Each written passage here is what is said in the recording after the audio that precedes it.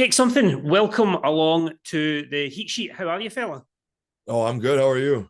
Not too bad, not too bad. Excited to speak to you for the next wee while about everything that you've got coming up. Mainly your number one contenders match against Mustafa Ali for the TNA X-Division title coming up at TNA Rebellion on the 20th of April.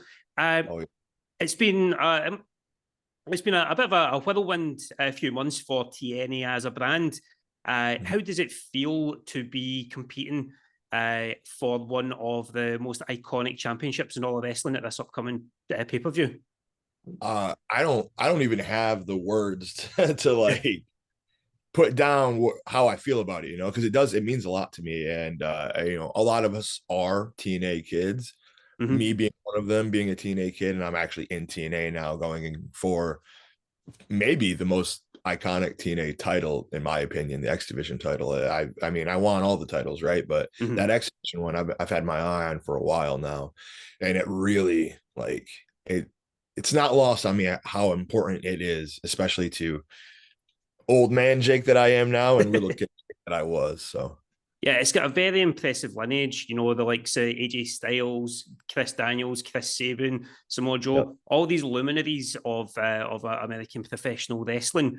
To hold that, to beat Mustafa Ali for that, and to hold that, how much of a validation as a wrestler would you get from holding that title?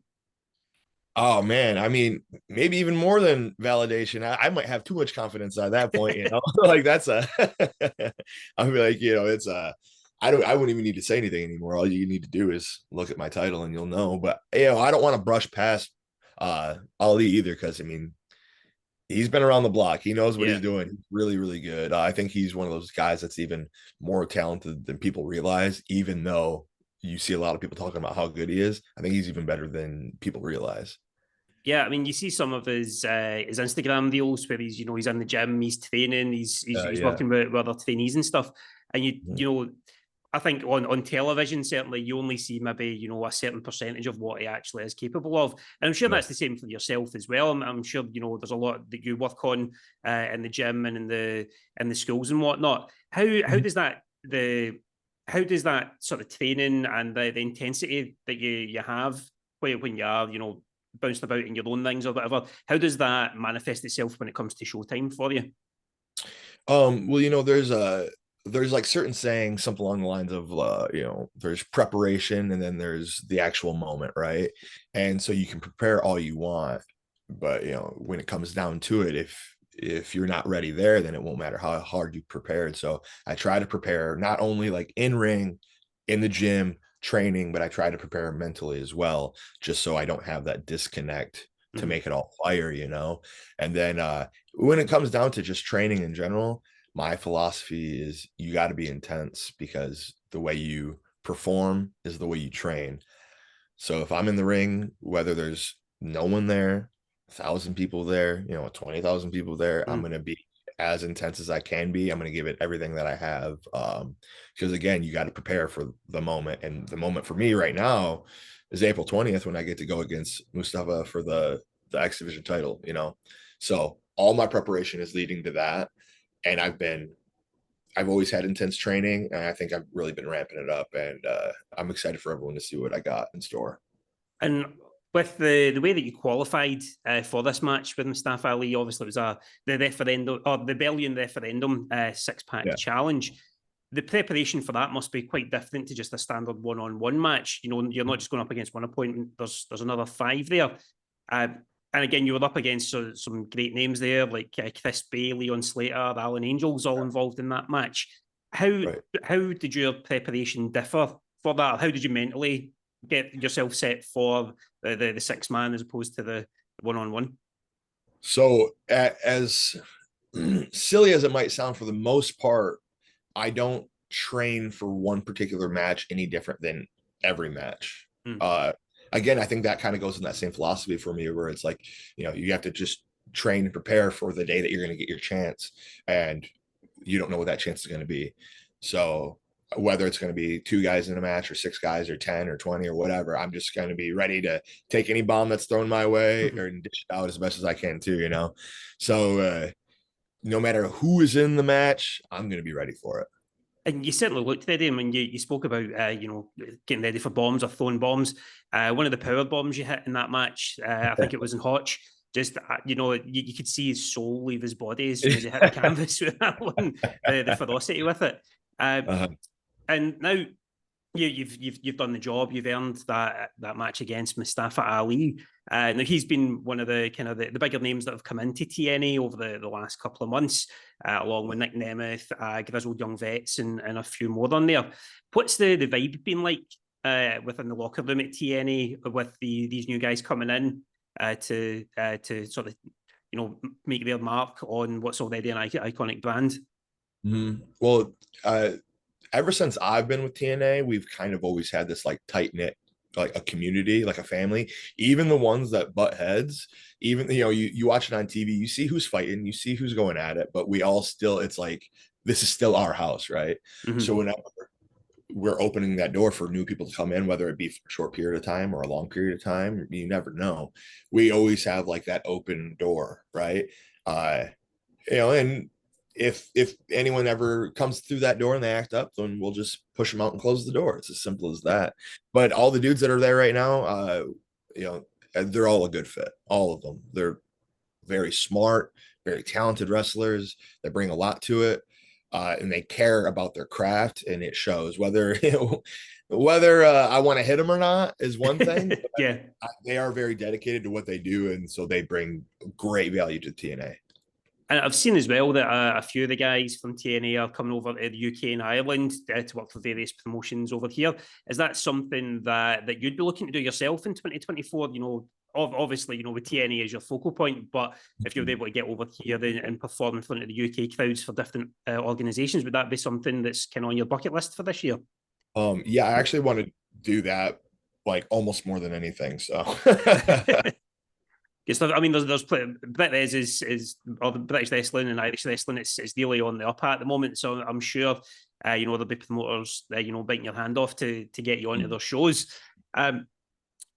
Just talking again about your title match coming up, we're very positive here at the Heat Sheet. We always like to manifest good things. So we'll speak in the occasion that you do become X-Division champion at Rebellion. And we mentioned earlier on about the lineage that belt holds. What do you think you can do to make an X-Division reign as memorable as possible, not just for yourself, but for the TNA fans? Well, I feel like there's always going to be a lot of hype to it, right? And you got to live up to that hype, because all the names that you mentioned, I mean, they're more than iconic. They're legendary. They are cemented into history, and that sounds like a daunting feat, right? Like, oh, hey, I have to cement myself in history.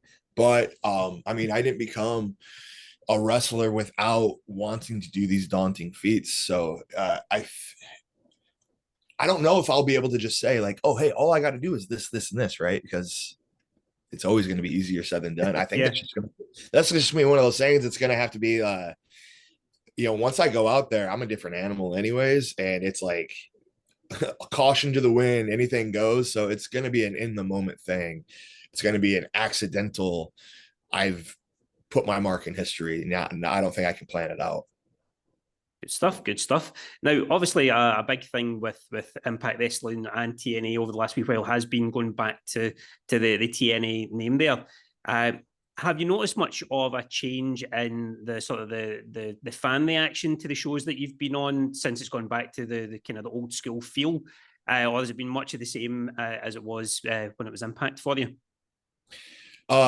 It's both actually, because we've always had like a very passionate fan base, and they've always been very, just like they're there with us, right? But I will say the energy, it's there, man. It's increased, and it's ever increasing, and you could just feel it. Even just when we were just there last weekend, as soon as you hear that first TNA chant, it's like a fire, and it ignites, and you feel it. It's awesome.